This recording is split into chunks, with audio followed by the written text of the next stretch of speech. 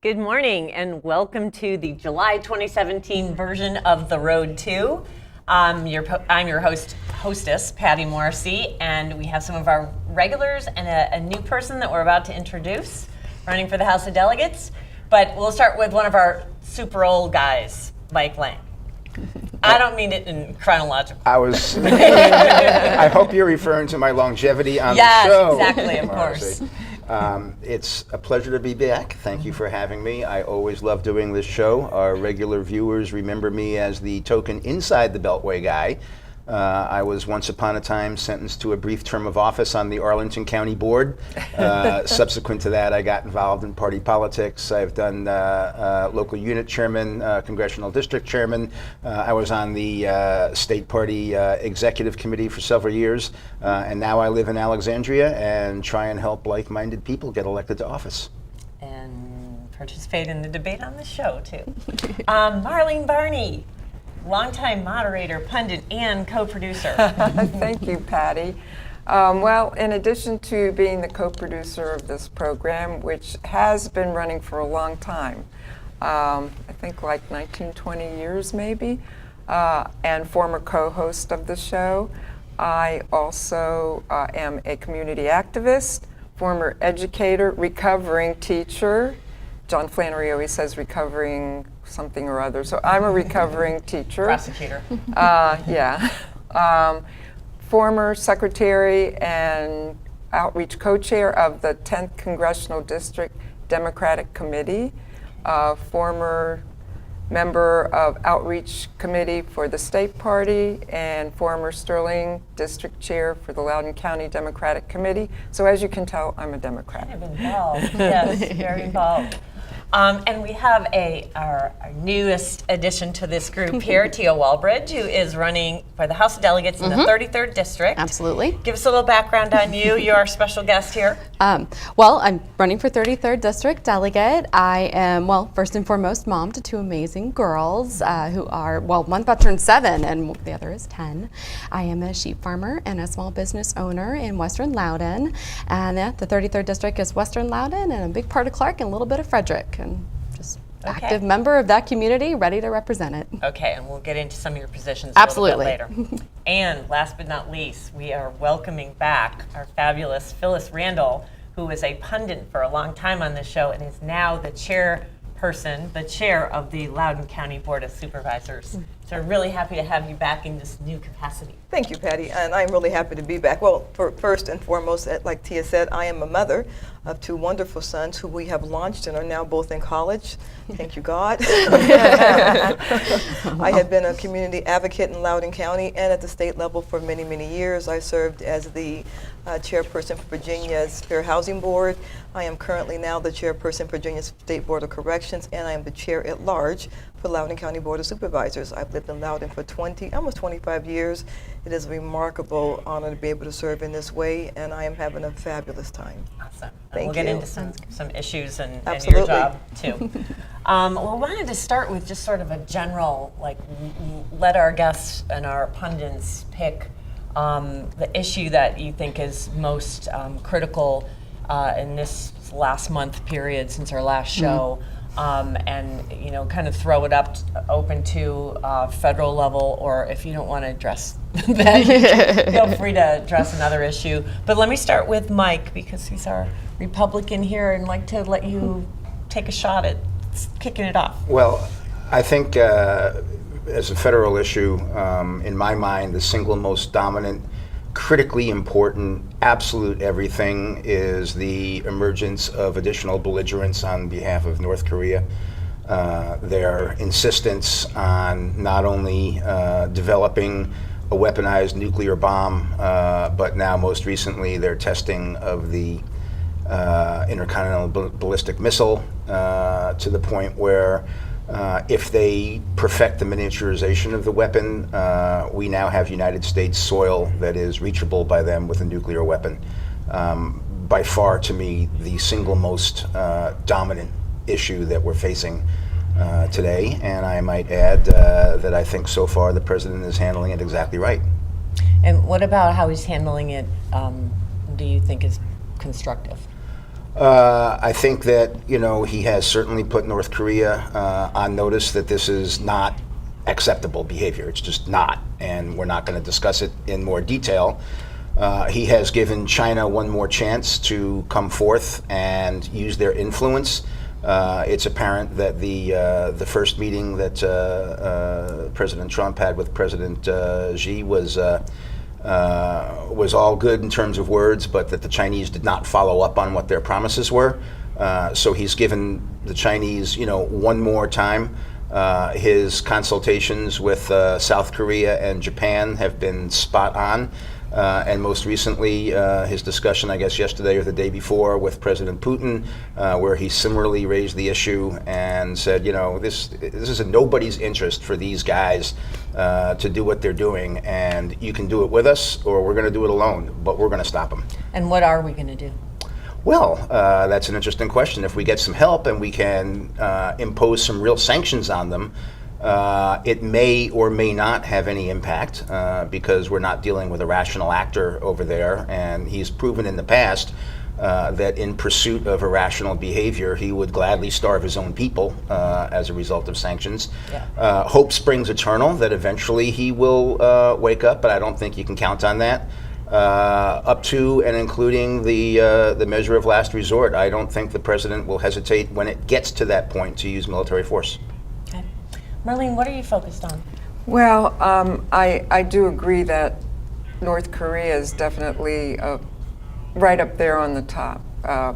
In addition to that, climate change to me is one of the most critical issues. I mean, our sea levels are rising, the icebergs are melting. Yeah, there's been some news just in the last few weeks regarding both of those issues. Yeah, and I think it's critical that we get a handle on that and do as much as we can.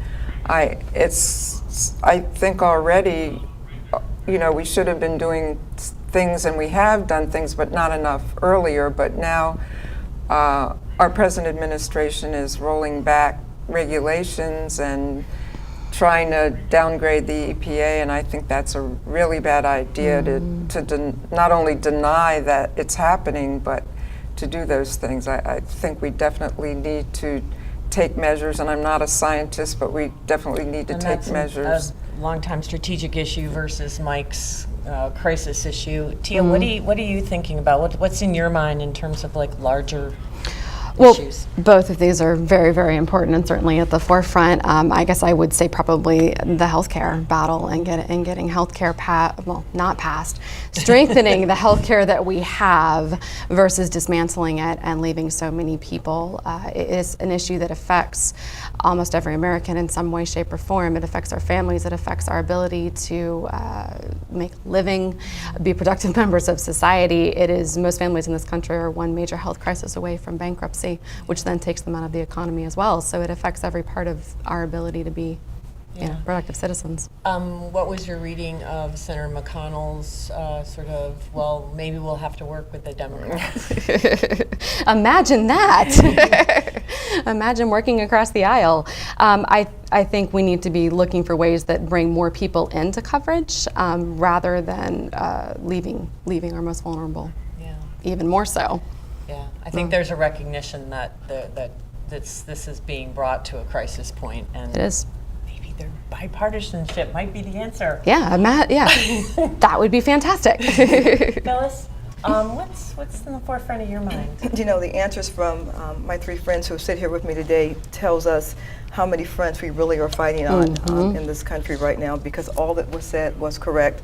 I would agree with Mike that North Korea is a major threat. Of course, we have no idea what happened yesterday with President Putin because there were neither reporters nor note takers in the room. So we have to rely on the word of Mr. Trump, which has not proven to be a very solid word, so we don't quite know what happened with that.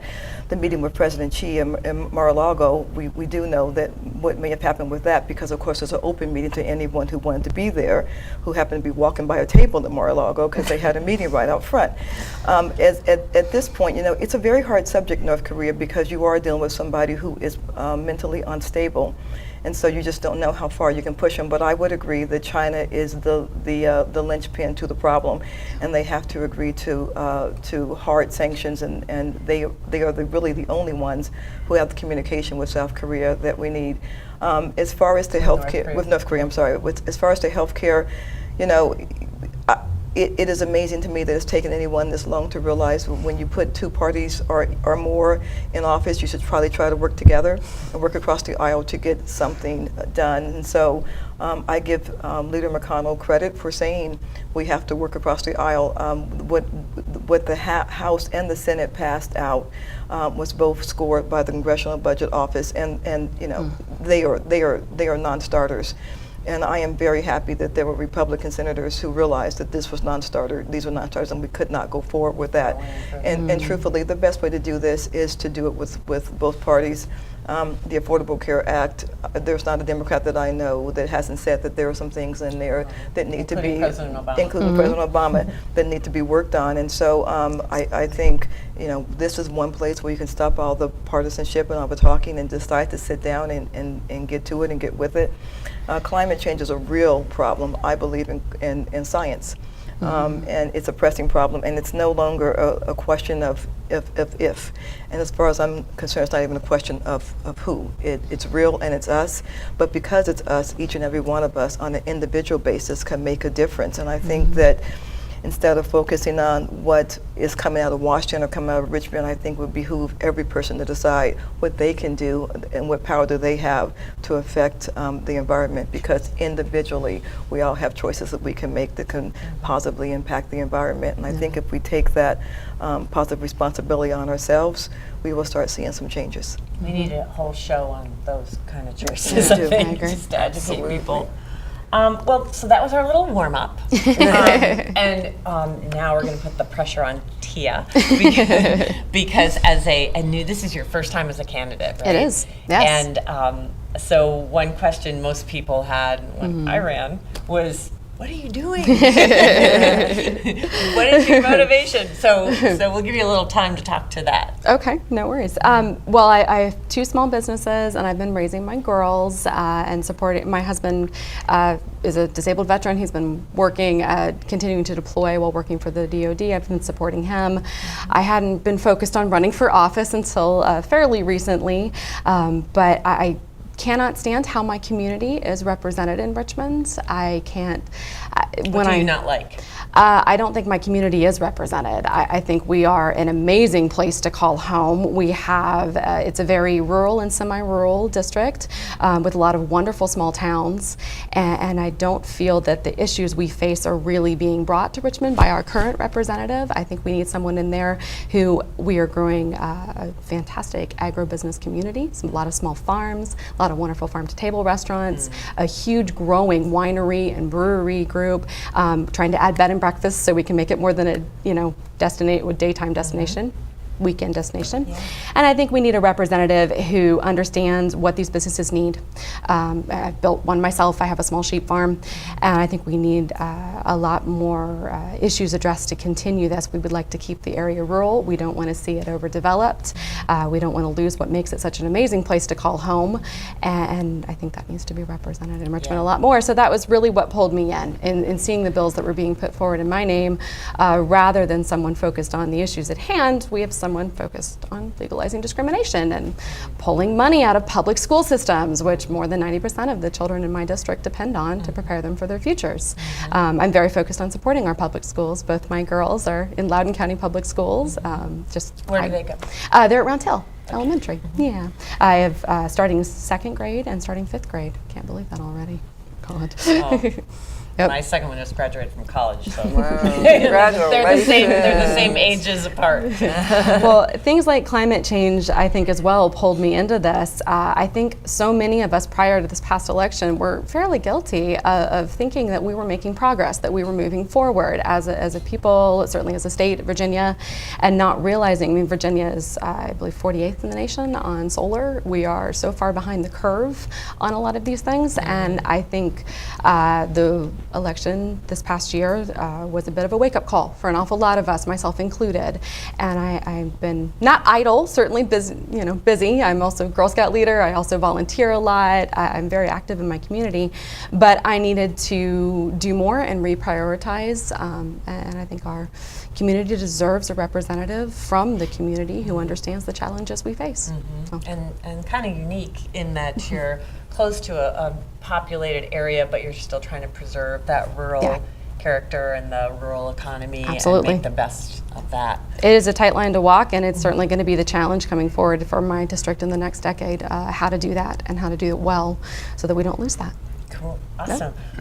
So kind of wanted to expand that theme of the economic issues, prosperity in various parts of Virginia, and just focus on like this being a state election year. What do you think some of the issues are? Some new issues, some fresh issues that we could be discussing and promoting that will be constructive for the state economy and for these local areas.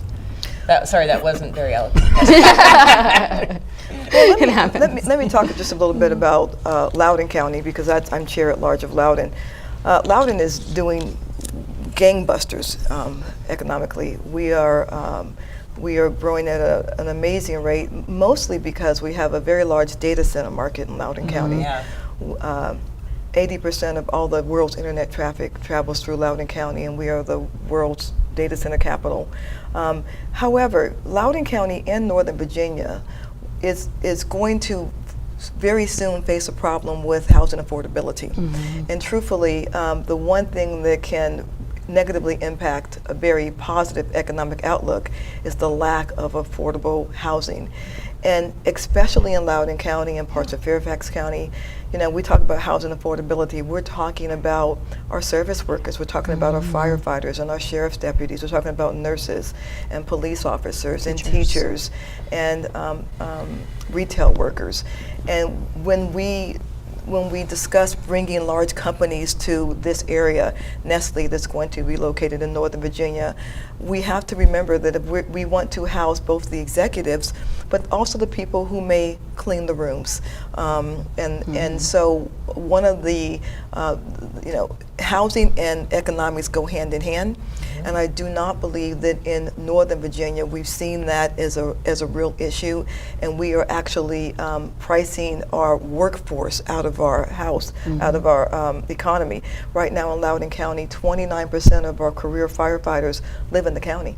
The rest live in Fredericksburg and Stepson is one of them, and he has to live in West That's Virginia. true for teachers too. Well, actually, it's not true for teachers. About 75% of the teachers in Loudoun County live in Loudoun County, but that's because they're a dual income family, exactly. Yeah. If they were a single income family and the teacher's income was the only income they had to rely on, they couldn't live there either. Well, and so a lot of the teachers that I worked with actually came from but more rural areas or West Virginia. But those are the numbers. I mean, I've actually seen. They call it going over the mountain. They laugh about it. They call it going over the mountain. But it's only to Clark. because they're a dual income family. Again, it's only because they're a dual income family. So there are many groups who have kind of looked up and woke up. The Council of Governments has a working group for housing.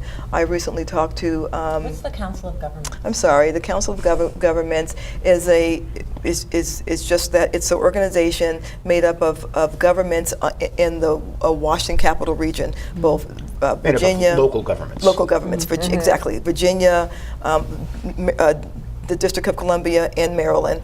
And it's a consortium of it's a consortium of the region, local exactly. officials. And we have all realized that housing is a huge issue, or housing affordability is a huge issue, and so that's being worked on. And actually, a lot of the philanthropy community is also trying to step up and say, how do we have housing affordability in the area?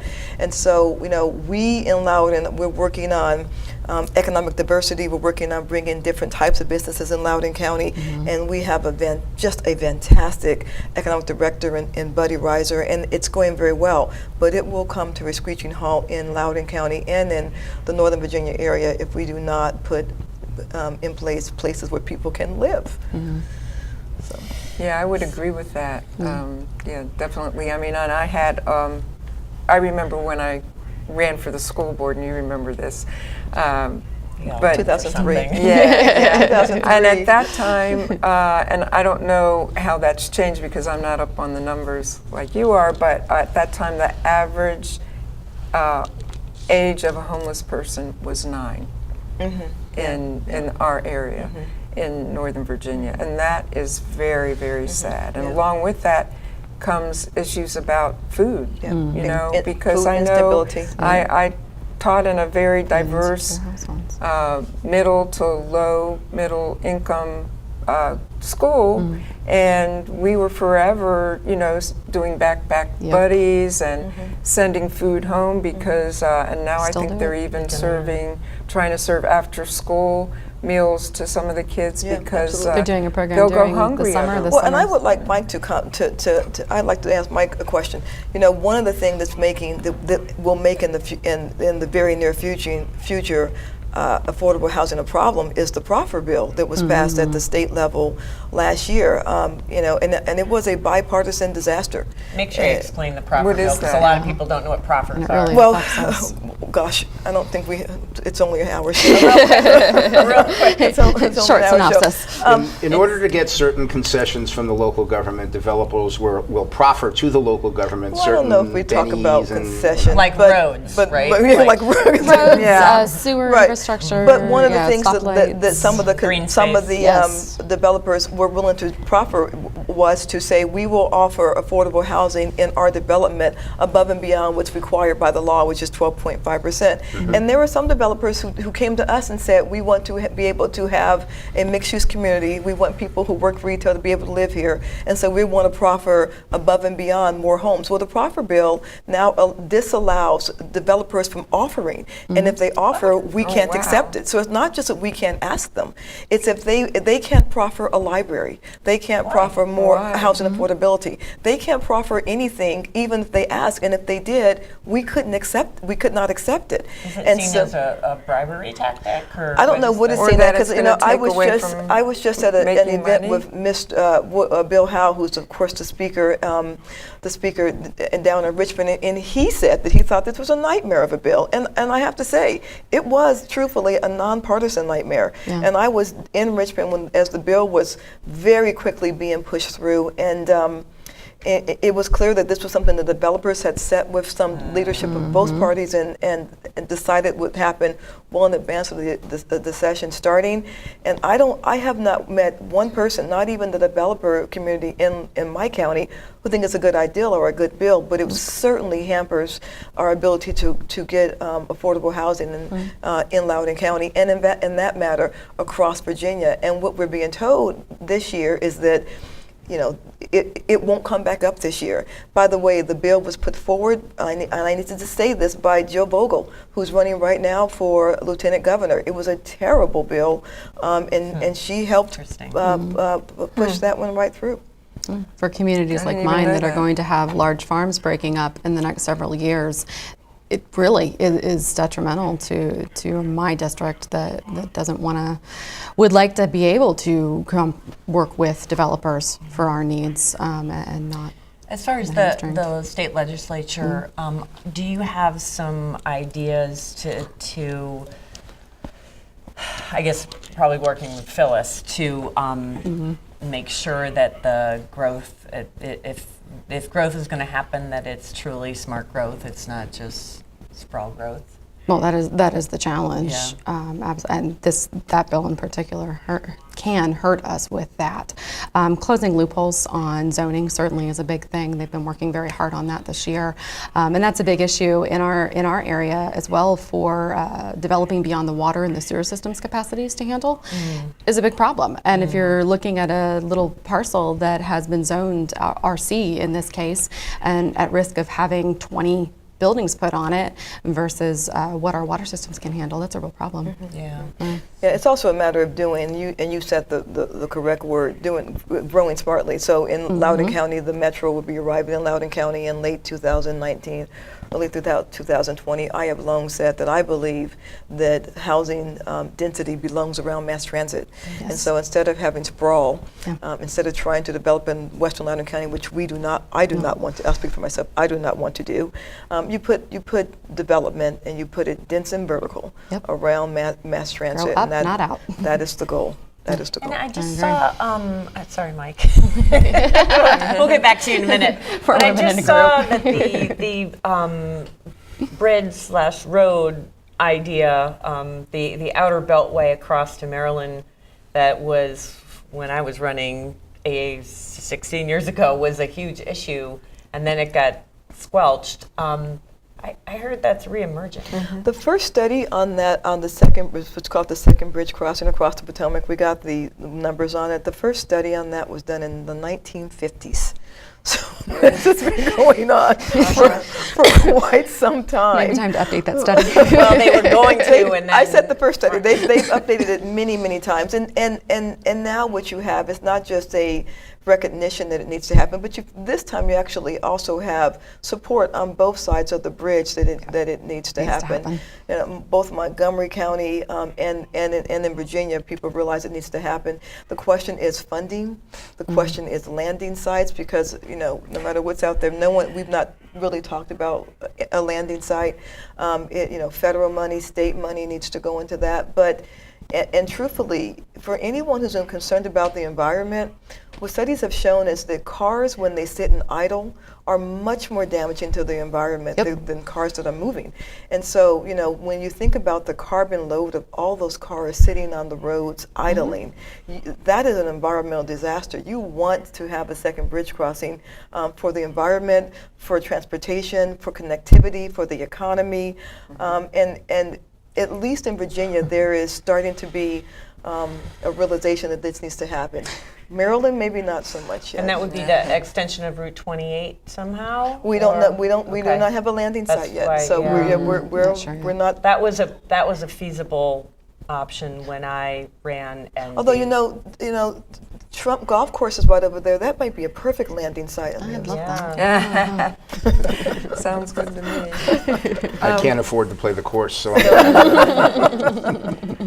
Neither can most people in Los Island. My house is. As a former educator, and I hope still an educator, but one of the things that I think would also help sort of indirectly with affordable people being able to afford housing, and it is definitely way too expensive in this area. I mean, as some of you know, my husband and I have been exploring the Wilmington, North Carolina area, and you can get a whole lot more house for your money down there than you can here in Northern Virginia. We've all been in denial about that, Marlene.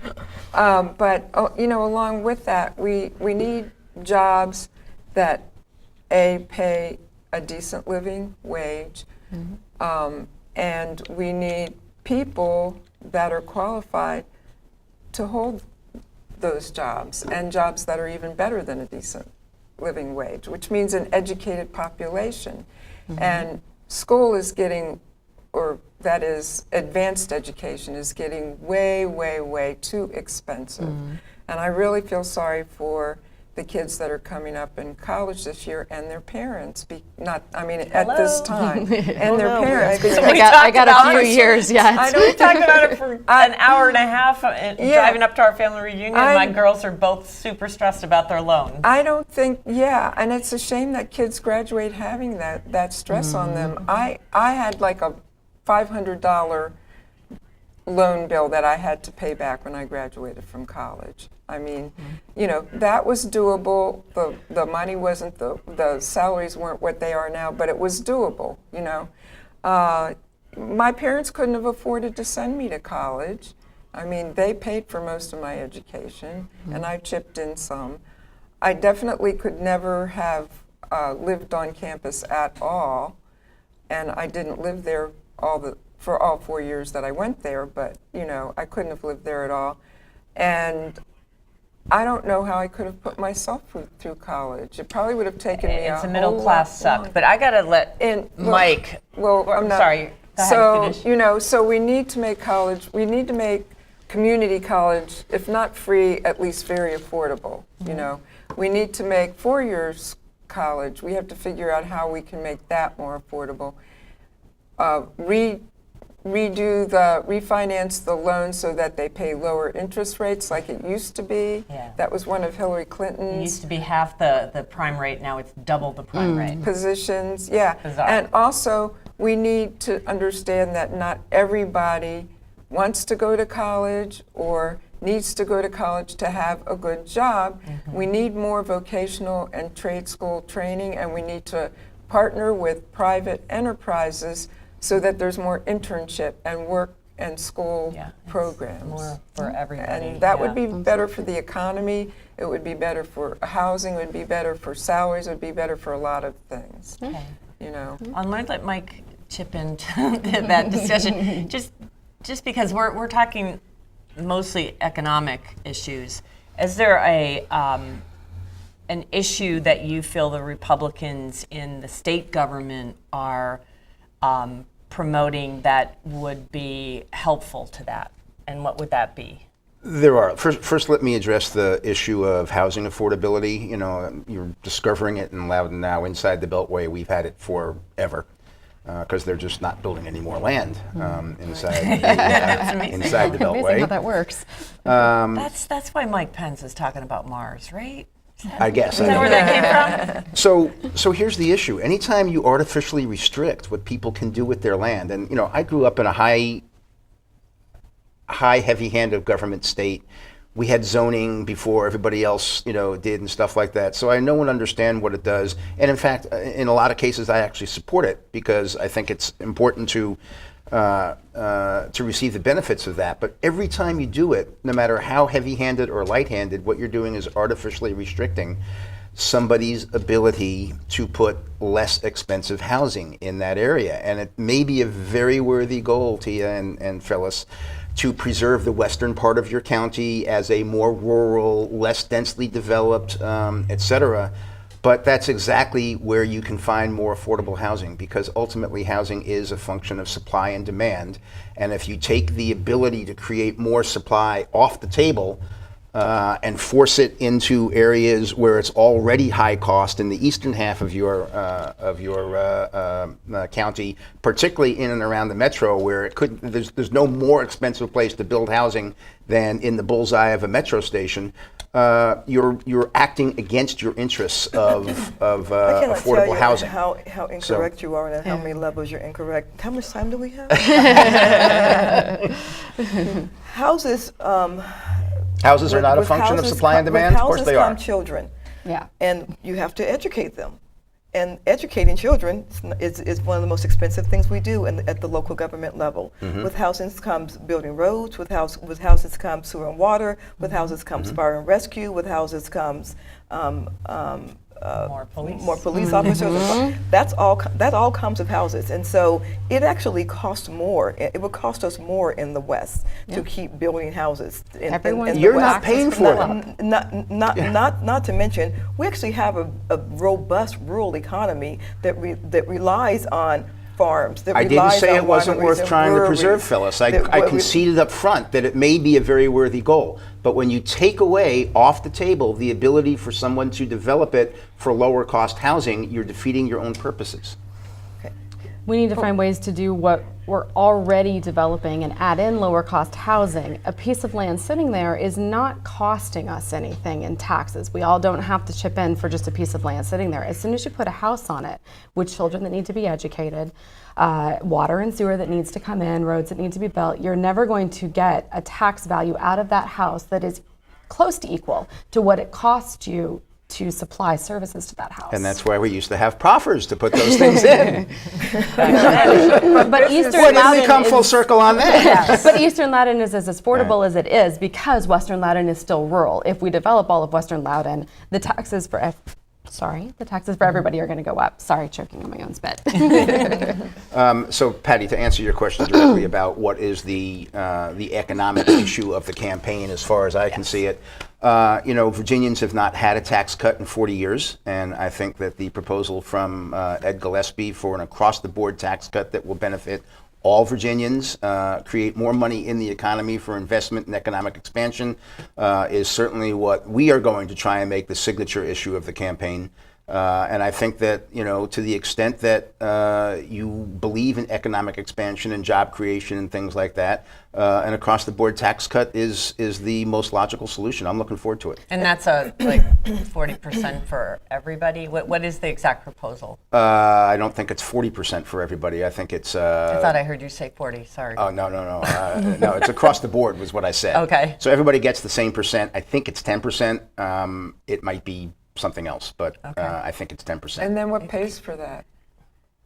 Economic expansion. When you grow So let the me economy, get this you get straight. more tax revenues. Mr. Gillespie's main campaign Economic theme issue. economic issue would be an across-the-board tax cut for everyone. I am so looking forward to him having that conversation with us. Okay. It's kind of like the no car tax.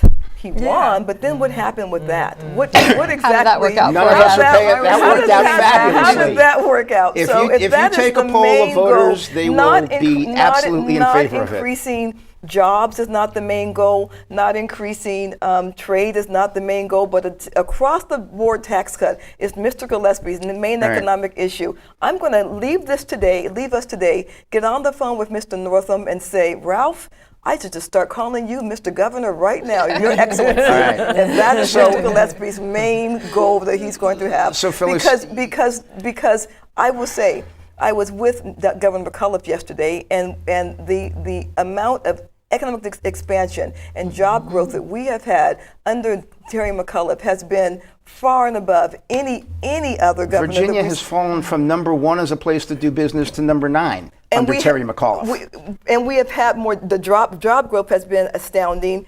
Trade has been astounding. Imports have been astounding All right. under I have a Governor question for McAuliffe. Tia, So if 'cause this it is actually going to relates be to her campaign. Mr. Gillespie's campaign goal, What's the budget look like right All right, now? Happy about this so one. here's my question to you, because you chimed in with Phyllis when she said the car tax, and you said, well, how did that work out for us all? Can I put you down as wanting to reinstate the car tax then? Mike. No, you cannot. Okay. So tell me about the car tax. Was it really the worst idea, as Phyllis said? First of all, Phyllis didn't say that. And secondly, the car tax didn't go all the way through. I'm It asking stopped. Tia. It stopped, did Right. it not? Yeah. So, Because we knew we couldn't afford it. So where Exactly. are you We on the car couldn't tax, afford it. Tia? What would you like to do with the car tax? This is in reference to helping to pay for the metro, which I think we need to find other ways to do that. I'm not committing either way on the car tax. Well, first of all, the car tax didn't happen, and you Yeah. know that, and I know that. It was a phased-in approach, and what we realized is if we tried to phase it in as it was planned, it would have been a financial disaster for Virginia. So we stopped it, and we know that. And there was some financial pain for all of the state after that, and we know that. Listen, Mike. As I said, if this is going to be Mr. Gillespie's main campaign theme, financial pain, if this is going to be Mr. Gillespie's main theme, I'm all for that. I want you to look back. I want you to look back at the governors of Virginia that we've had, Mr. Kane, Mr. Warner, and then compare them to the Republican governors. And let's compare who's had the best economic options and the best economic plans Well, certainly for not Virginia. Tim Kaine. Let's Tim compare Kaine was a some of those disaster. things. He closed our visitors because he couldn't, our visiting rest stops, because he couldn't find $2 Mike, million. remember the I mean, please. Mike, remember How the did Mr. almost McDonald depression that happened during How his... did Mr. McDonald do? McDonald was fabulous. Because he the did best what? governor, best Because governor in the last 20 years. And what did he do? What made him so fabulous? What was his main theme that all the Republicans fought against? What did he do with taxes? Okay. Okay, there we go. Okay.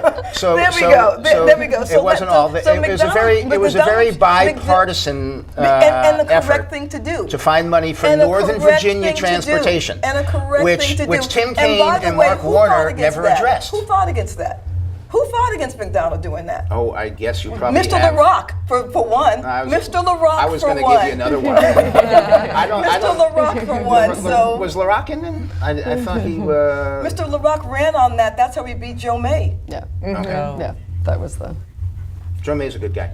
That is universally agreed Everyone loves upon. Joe May. That is universally agreed I was going upon. to throw Bob Marshall up on the altar for you to burn. well, so. good. That's fine.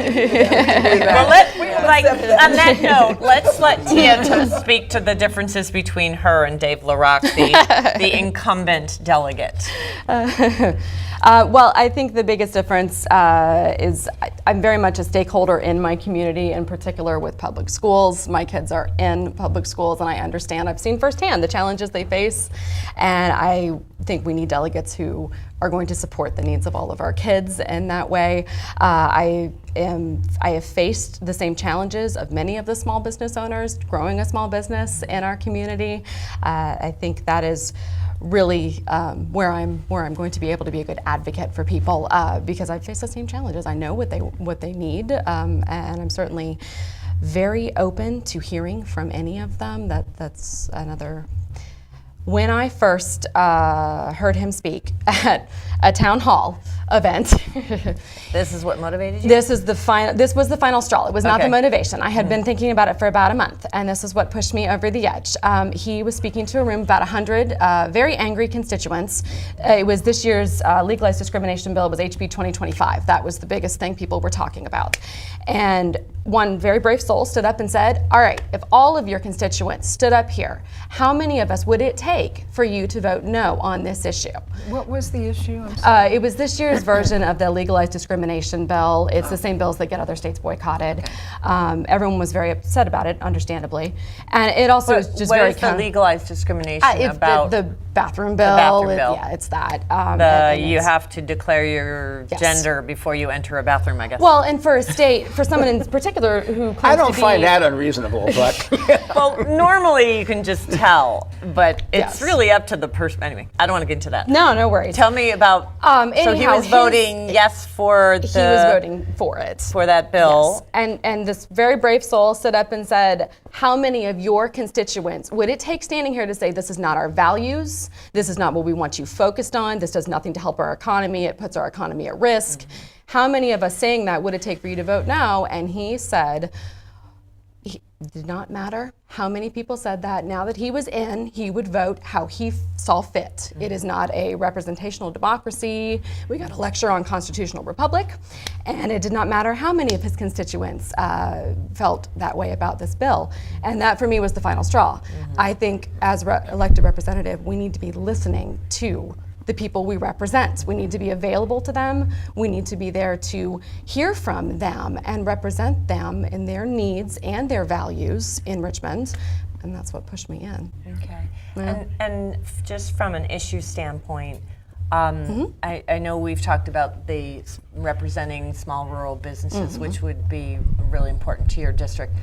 From a statewide perspective, I could sense you're really interested in the healthcare. Yeah, the healthcare is a huge thing. It's also huge in my district. I would say it's number one or number two thing we hear from people on doors and at events, and it just touches everyone's life in such a real way. My own life. My husband's beat cancer 3 times, and we've been most fortunate because we've had the VA the first 2 times, and then private insurance. But even with that, it's outrageously expensive to battle diseases like that. And my family is extremely fortunate.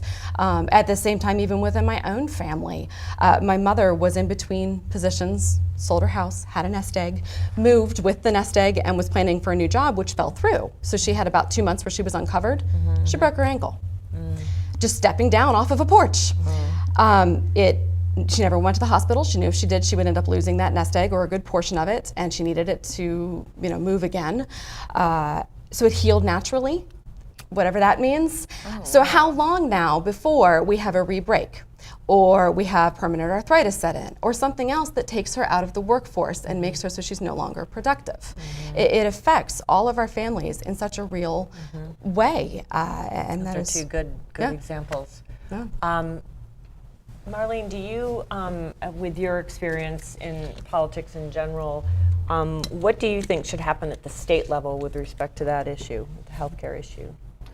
Well, obviously, as a progressive Democrat, I think that, Medicaid needs to be expanded. Absolutely. For sure. I mean, Absolutely. it was ridiculous that Where we are you gonna didn't get the money? expand it.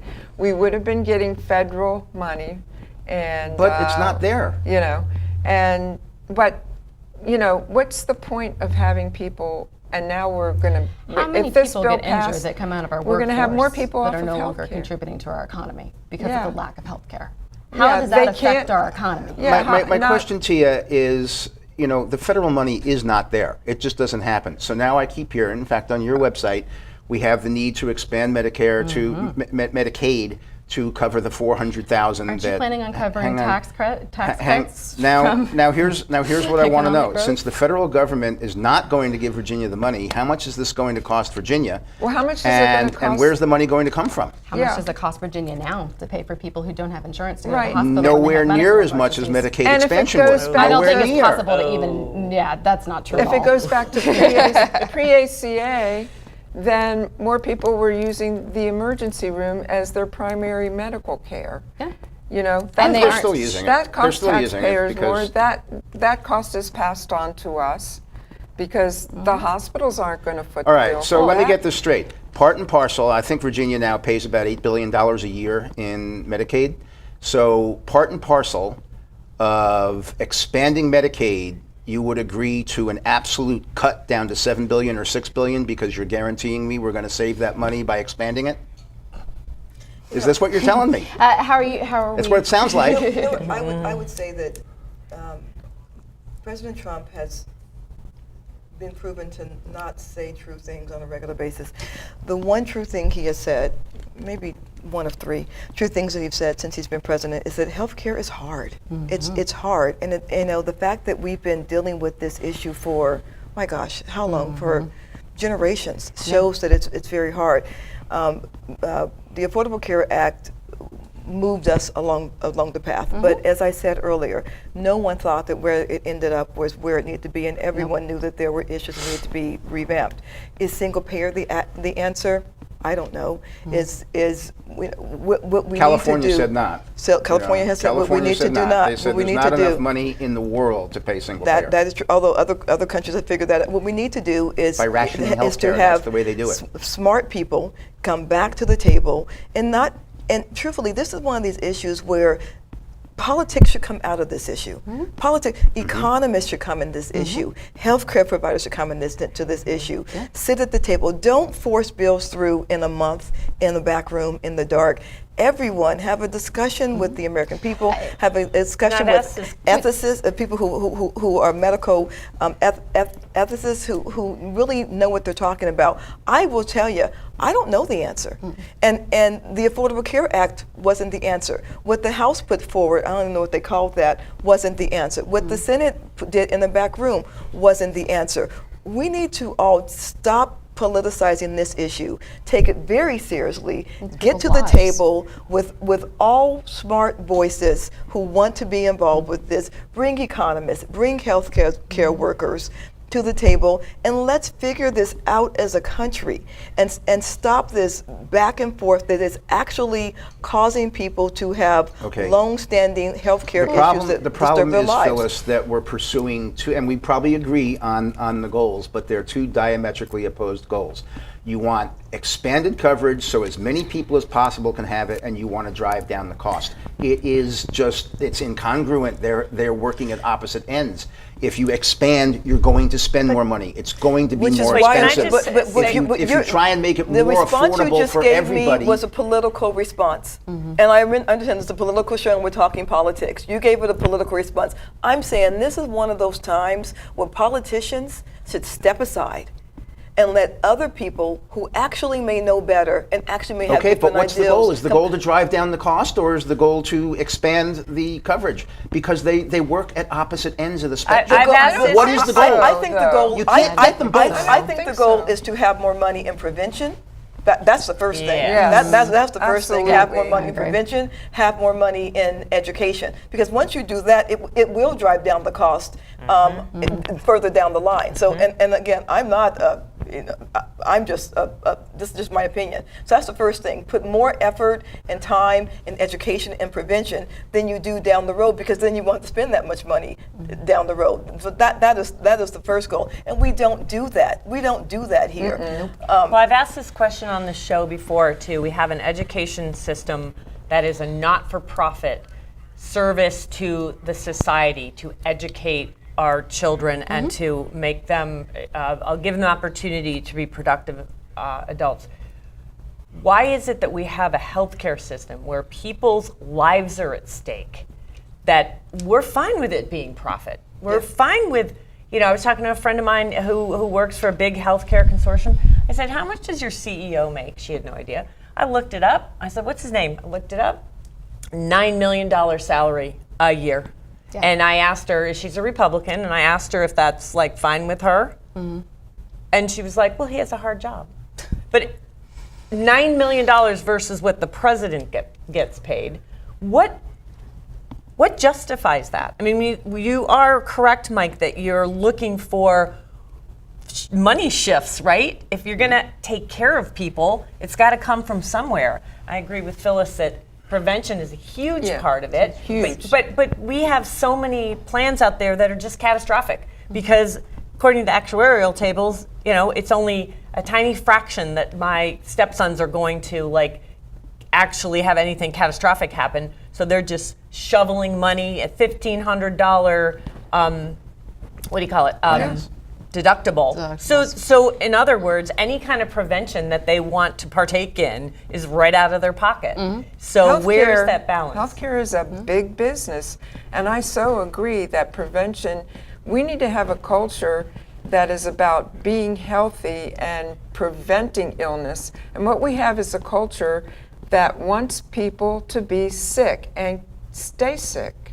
And you may not think so, but watch television. Every other commercial is about some drug that you can take, and oh, by the way, it gives you 40 side effects that you're going to have to take other really drugs bad for. side effects. Take opioids and you'll be constipated, so then take this drug so that you won't. I will confess that virtually the only temptation I ever have on a daily basis to restrict free speech and economic freedom is to shut those drug companies up. I know. But why? Everybody has their limits. Yeah, that's a bipartisan initiative. Yes. Everybody has their limits. Because it's big business. That's why they're spending a lot of money to make those commercials. Oh, Well, absolutely. and it's a consumer market where the consumer has no choice usually of what they are getting.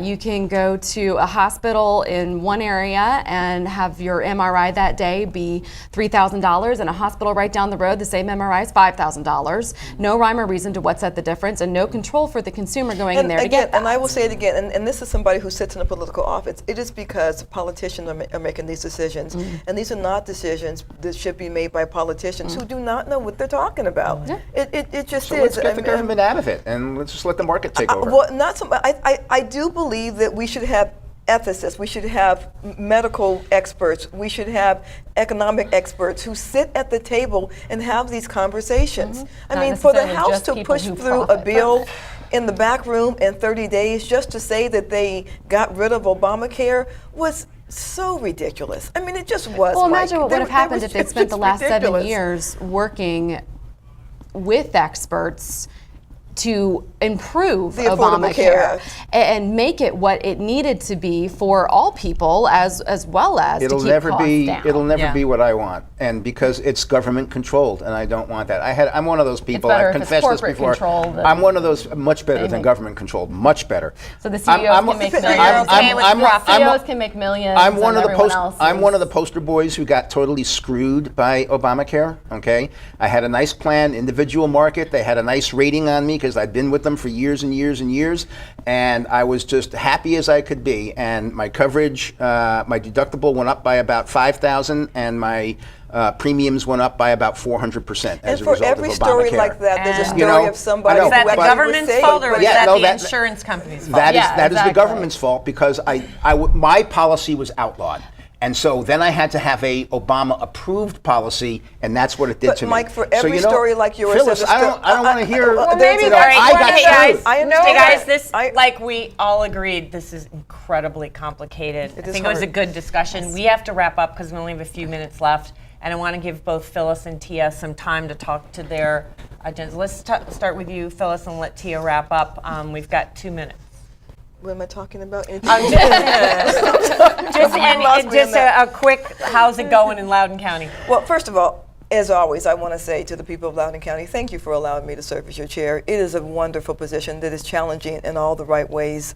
I am having a fantastic time. I get to spend time with just amazing people from all across the county.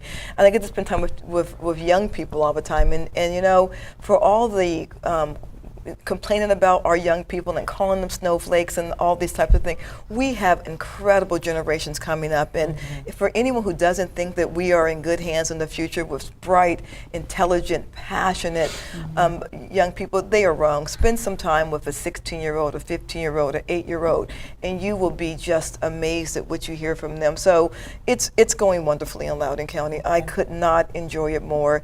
It is a fantastic way to be allowed to serve. Okay. So, Awesome. and I want to say that I supported this fabulous young woman in her primary, and I support her fully. I will be out knocking doors with her and for her, making phone calls, and anything we can do to put Tia Walbridge in office.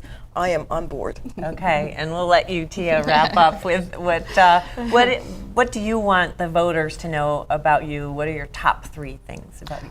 Well, I want the voters to know that I want their input and I want them to be involved. We are a very grassroots campaign. It has been an amazing time. And the people I'm getting to meet and work with and hear from, I think I'm passing 2,000 doors today because we're knocking all afternoon. So the people I'm getting to meet at their doorstep and hear their stories has been amazing. And we have an fantastic group of volunteers that have been coming out and doing this with us and coming to events and talking to me and telling me their issues. And that's exactly what I want. I'm there to advocate for people. If I'm not doing that, what in God's name am I doing? So that's what I want, and I really want to keep everyone involved. All right, and it's 33rd District, 33rd Western District. Loudoun County. Yep, most of Clark really, and then a little bit of Frederick. So it's kind of the Route 7 commuter corridor. Okay, awesome. Well, it was great to meet you. Yeah, Thanks nice for to meet you coming. too. And thanks to all of you out there for joining us for another edition of The Road To. And we'll see you in August. And I'm sure we'll have some more interesting things to talk about. Thanks for being here, Phyllis. And Thank you, Tia. Patti. Thank you. Thank you, Mike. Thank you.